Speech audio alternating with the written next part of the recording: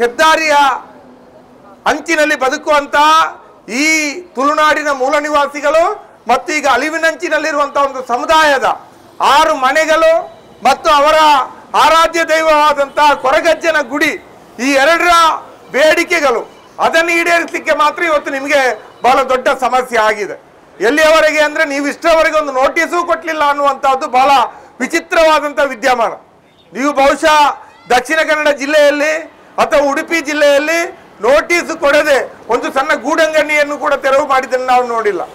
ಒಂದು ಗೂಡಂಗಡಿ ತೆರವು ಮಾಡಬೇಕು, ಹೆದ್ದಾರಿ ಬದಿಯಲ್ಲಿ ವ್ಯಾಪಾರ ಮಾಡುವವರನ್ನು ಎಬ್ಬಿಸಬೇಕು ಅಂತಾದರೂ ನೋಟಿಸ್ ಕೊಡುವ ನೀವು ಈ ಒಂದು 16 ವರ್ಷಗಳಿಂದ ಅಥವಾ 60, 70, 80 ವರ್ಷಗಳಿಂದ ವಾಸ ಮಾಡ್ತಾ ಬರುವಂತಹ ಒಂದು ಕೊರಗ ಸಮುದಾಯದ ಮನೆಗಳಿಗೆ ಬಂದು ಹೆದರಿಸಿ ಬೆದರಿಸಿ ನೀವು ಮನೆಗಳನ್ನ ರಾತ್ರೋರಾತ್ರಿ ಖಾಲಿ ಮಾಡಿ ಹೋಗಬೇಕು.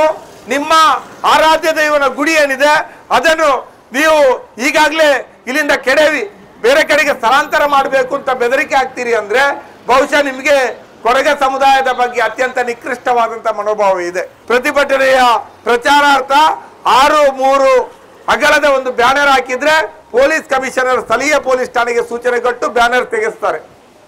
ಯಾವ ಮಾನದಂಡ ಇದು? ದಕ್ಷಿಣ ಕನ್ನಡ ಜಿಲ್ಲೆಯಲ್ಲಿ ಎಷ್ಟು ಫ್ಲೆಕ್ಸ್ಗಳಿದ್ದಾವೆ, ಎಂತೆಂಥ ಬ್ಯಾನರ್ಗಳಿದ್ದಾವೆ?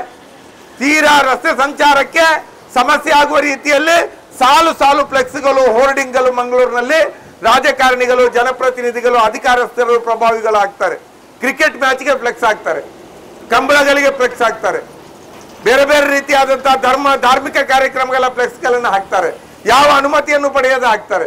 ಆದರೆ ಕೊರಗ ಸಮುದಾಯದವರು ನಮ್ಮನ್ನ ಇಲ್ಲಿಂದ ಒಕ್ಕಲೆಬ್ಬಿಸುವಾಗ ನಮಗೆ ಹೋಗಿ ಬದುಕಲಿಕ್ಕೆ ಅನುಕೂಲಕರ ಆಗುವಂತಹ ಒಂದು ಸಣ್ಣ ಮಟ್ಟಿನ ಪರಿಹಾರವನ್ನು ಕೊಡಿ ಅಂತ ಹೇಳಿ ಪ್ರತಿಭಟನೆ ಮಾಡುವಂತ ಬ್ಯಾನರ್ ಹಾಕಿದ್ರೆ police commissioner Anupam Agarwal, DCP Goyal ಅವರಿಗೆ ಅದು ಬಹಳ ದೊಡ್ಡ ವಿಧ್ವಂಸಕ ಕೃತ್ಯದ ರೀತಿಯಲ್ಲಿ, ಹಿಂಸೆಗೆ ಪ್ರಚೋದನೆ ಕೊಡುವಂತ ಕೃತ್ಯದ ರೀತಿಯಲ್ಲಿ, ಕಾನೂನು ಸುವ್ಯವಸ್ಥೆಗೆ ಭಂಗ ತರುವ ರೀತಿಯಲ್ಲಿ, ಅದೇ ರೀತಿಯಲ್ಲಿ ಕಾನೂನನ್ನು ಕೈಗೆತ್ತಿಕೊಳ್ಳುವಂತಹ ಒಂದು ವಿದ್ಯಮಾನವಾಗಿ ಕಾಣಿಸ್ತದೆ. ಅದಕ್ಕಾಗಿ ಅವರು ಸ್ಥಳೀಯ ಪೊಲೀಸರಿಗೆ ಸೂಚನೆಯನ್ನು ಕೊಟ್ಟು ಕೊರಗ ಸಮುದಾಯದವರ ಕೈಯಲ್ಲಿ ಆ ಬ್ಯಾನರ್ ಅನ್ನು ತೆಗೆಸ್ತಾರಂತ ಆದ್ರೆ ಈ ಜಿಲ್ಲಾಡಳಿತವನ್ನು ನಾವು ಪ್ರಶ್ನಿಸ್ತೀವಿ.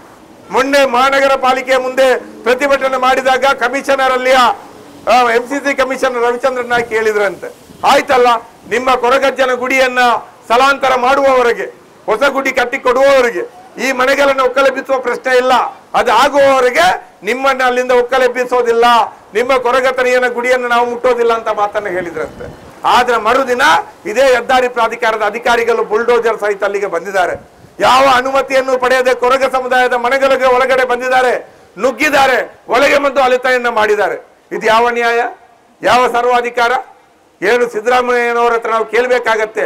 ಇದೇನು ಉತ್ತರ ಪ್ರದೇಶದ ಯೋಗಿ ಅವರ ಸರ್ಕಾರವೋ ಮಂಗಳೂರಿನಲ್ಲಿರೋದು, ಅಥವಾ ಸಮಾಜವಾದದ ಮಾತಾಡುವಂತ ಸಿದ್ದರಾಮಯ್ಯ ಅವರ ಸರ್ಕಾರ ಮಂಗಳೂರಿನಲ್ಲಿರೋದು ಅನ್ನುವಂತ ಪ್ರಶ್ನೆಯನ್ನು ನಾವು ಕೇಳಬೇಕಾಗತ್ತೆ. ಈ ಬೇಡಿಕೆಗಳು ಯಾವುದೂ ಕೂಡ ಅಸಾಧ್ಯ ಅಲ್ಲ. ಇದು ಮಾನ್ಯ ಜಿಲ್ಲಾಧಿಕಾರಿ ನಮ್ಮ ಮುಲ್ಲೈ ಮುಗಿಲನ್ ಮನಸ್ಸು ಮಾಡಿದ್ರೆ 24 ಗಂಟೆಯಲ್ಲಿ ಪರಿಹರಿಸಬಹುದಾದಂತ ವಿಚಾರ, ಬಹುಶಃ ಕೊರಗರ ವಿಚಾರ ಅಲ್ಲ. ಜಿಲ್ಲಾಧಿಕಾರಿ ಮುಲ್ಲೈ ಮುಗಿಲನ್ ಅವರಿಗೂ ಇದು ಬಿದ್ದು ಹೋಗಿಲ್ಲ. ಇರೋದ್ರಲ್ಲಿ ಒಂದಿಷ್ಟು ಜನಪರರು ಅಂತ ಅವರಿಗೆ ಹೆಸರಿದೆ, ಜಿಲ್ಲಾಧಿಕಾರಿ ಅವರಿಗೆ ಬಗ್ಗೆ ಒಂದಿಷ್ಟು ಗೌರವಗಳಿದೆ, ಅದನ್ನು ಅವರು ಉಳಿಸಬೇಕು, ಅವರಿಗೆ ಜವಾಬ್ದಾರಿ ಇದೆ. ಕೊರಗರು ಪ್ರತಿದಿನ ಈ ವಿಚಾರದಲ್ಲಿ ಪ್ರತಿಭಟನೆಯನ್ನು ಮಾಡ್ತಾ ಇದ್ದಾರೆ, ನನಗೇನು ಗೊತ್ತಿಲ್ಲ ಅಂತ ಹೇಳ್ಕೊಂಡು ಜಿಲ್ಲಾಧಿಕಾರಿ ಮುಲ್ಲೈ ಮುಗಿಲನ್ ಅವರದೇ ಲೋಕದಲ್ಲಿ ಇದ್ರೆ ಮುಲ್ಲೈ ಮುಗಿಲನ್ ಅವರನ್ನ ಈ ಲೋಕಕ್ಕೆ ಹೇಳ್ಕೊಂಡ್ ಬಂದು ಈ ವಿಚಾರವನ್ನು ಅವರು ಮಾತಾಡುವ ರೀತಿಯಲ್ಲಿ ನಾವು ಮಾಡಿಯೇ ಮಾಡ್ತೀವಿ ಅನ್ನುವಂತ ಎಚ್ಚರಿಕೆಯನ್ನು ಜಿಲ್ಲಾಧಿಕಾರಿಗೆ ಕೊಡ್ತಾ ಇದೀವಿ. ನಮ್ಮಲ್ಲಿ ಬುಲ್ಡೋಜರ್ ಇದೆ, ನಮ್ಮಲ್ಲಿ ಪೊಲೀಸರಿದೆ, ನಮ್ಮಲ್ಲಿ ತಾಕತ್ತಿದೆ ಅಂತ ಜಿಲ್ಲಾಡಳಿತ, ಹೆದ್ದಾರಿ ಪ್ರಾಧಿಕಾರ ಮುಂದಕ್ಕೆ ಬರೋದಾದ್ರೆ ನಾವು ಕೂಡ ಒಂದು ಹೆಜ್ಜೆ ಮುಂದಕ್ಕೆ ಬರ್ತೀವಿ. ಸಂಘರ್ಷದ ಮೂಲಕವಾದ್ರೂ ಸರಿ ಜಿಲ್ಲೆಯ ಜನಪರ ಶಕ್ತಿಗಳನ್ನು ಒಟ್ಟು ಮಾಡಿ ಕೊರಗ ಸಮುದಾಯಕ್ಕೆ ನ್ಯಾಯವನ್ನು ಕೊಡಿಸಿಯೇ ತೀರ್ತೀವಿ ಅನ್ನುವಂತ ಮಾತನ್ನ ಹೇಳಿ, ಈ ದಕ್ಷಿಣ ಕನ್ನಡ ಜಿಲ್ಲೆಯಲ್ಲಿ ರಾಷ್ಟ್ರೀಯ ಹೆದ್ದಾರಿ ಪ್ರಾಧಿಕಾರದವರು ನೀವು ಒಳಗಡೆ ಕೂತಿದ್ದೀರಲ್ಲ, ನೀವು ಮಾಡಿರ್ತಕ್ಕಂಥ ಅನ್ಯಾಯ ಅನಾಚಾರಗಳ ಬಗ್ಗೆ ಎಳೆಯಾಗಿ ನಮ್ಗೆ ಗೊತ್ತಿದೆ. ನಮ್ಗೇನು ಗೊತ್ತಿಲ್ಲ ಅಂತ ಎಣಿಸ್ಬೇಡಿ. ಯಾರ್ಯಾರಿಗೆ ಇದೇ ರಾಷ್ಟ್ರೀಯ ಹೆದ್ದಾರಿ ಆಗುವಾಗ ನೇರವಾಗಿ ಹೋಗ್ಬೇಕಾದ ರಸ್ತೆ ಅಂಕುಡೊಂಕು ಆಗಿ ಹೋಗಿದೆ ಅಲ್ಲ, ಹೇಗೆ ಮಾಡಿದ್ದೀರಿ ನೀವು?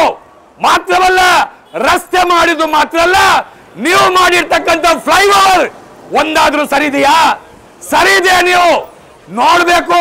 ಆಗಿರುವಾಗ ನೀವು ಎಂತೆಂತ ಅನ್ಯಾಯಗಳನ್ನ ಮಾಡಿ ಭಾರಿ ಒಂದು ಸುಬಗರ ರೀತಿಯಲ್ಲಿ ಬಂದು ಇಂಥ ಅಮಾಯಕರ ಮೇಲೆ ನಿಮ್ಮ ದೌರ್ಜನ್ಯವನ್ನ ನೀವು ಮಾಡ್ತಿರಲ್ಲ, ಮಣ್ಣು ಮುಕ್ತೀರ, ನೀವು ಸರ್ವನಾಶ ಆಗ್ತೀರ. ನೀವು ನೆನಪಿಡಿ, ಇದೇ ಕೊರಗ ಸಮುದಾಯದ ಬಂಧುಗಳು ಇದೇ ಕಚೇರಿ ಎದುರುಗಡೆ ನಿಂತಿರುವ ಜಾಗದಲ್ಲಿ ನೆಲಕಾಯಿ ಹೊಡೆದ್ರೆ ನಿಮ್ಮ ಸಂತಾನ ನಿರ್ಸಂತಾನಾಗುತ್ತೆ. ನೀವು ಮಾಡ್ತಕ್ಕಂಥ ಅನ್ಯಾಯಕ್ಕೆ ನಿಮ್ಮ ಹೆಂಡತಿ ಮಕ್ಕಳು ಬಲಿಪಶು ಆಗ್ತಾರೆ. ಸ್ವಲ್ಪ ಎಚ್ಚರಿಕೆಯನ್ನು ವಹಿಸಿ, ಯಾಕಂದ್ರೆ ನಮಗೆ ನೋವಾಗುತ್ತೆ. ಇಂಥ ಸಮುದಾಯಕ್ಕೆ ಎಂತೆಂತ ಮೊದಲ ದಿವಸ ಬಂದು ಬಾರಿ ಮಾತಾಡ್ತೀರಿ, ಮರು ದಿವಸ ಬಂದು ನೀವು ಬುಲ್ಡೇಸರ್ ತಂದು ಏನು ಅವರ ಮನೆಗಳನ್ನು ತೆಗೆಲಿಕ್ಕೆ ನೋಡ್ತೀರಿ. ಯಾರ ಕುಮ್ಮಕ್ಕು ನಿಮ್ಗೆ? ಆದ್ರೆ ನಾವು ಬಿಡೋದಿಲ್ಲ. ಇದೇ ಮಂಗಳೂರಿನ ಮಣ್ಣಿನಲ್ಲಿ ಕೊರಗ ಸಮುದಾಯದ ಬಂಧುಗಳ ಎದುರುಗಡೆ ಬುಲ್ಡೇಸರ್ ಬಂದಾಗ ಅದಕ್ಕೆ ಎದುರಾಗಿ ಏನು ನಿಂತಿರ್ತಕ್ಕಂಥದ್ದು ಈ ಜಿಲ್ಲೆಯ ಜನಪರ ಚಳುವಳಿ ಅಂತ ನೆನಪಿರಲಿ. ಯಾವುದೇ ಇದಕ್ಕೂ ನಾವು ಹೆದರುವುದಿಲ್ಲ, ಯಾಕೆಂದ್ರೆ ನಾವು ಯಾರಿಗೂ ಅನ್ಯಾಯ ಮಾಡಲಿಲ್ಲ. ಹಾಗಾಗಿ ನಾವು ಹೆದರುವ ಅವಶ್ಯಕತೆಯೂ ಇಲ್ಲ. ನಮಗೆ ಬೇರೆ ಬೇರೆ ರೀತಿಯಾದ ಒಂದು ತೊಂದರೆ ಆದರೆ ನಾವು ಎಲ್ಲಿ ನ್ಯಾಯ ಕೇಳಬೇಕು ಅಲ್ಲಿ ಮುಂದಿನ ದಿನಗಳಲ್ಲಿ ಇನ್ನೂ ಹೆಚ್ಚಿನ ಜನಸಂಖ್ಯೆ ಸೇರಿ ನಾವು ನಮಗೆ ನ್ಯಾಯ ಕೇಳಲಿಕ್ಕೆ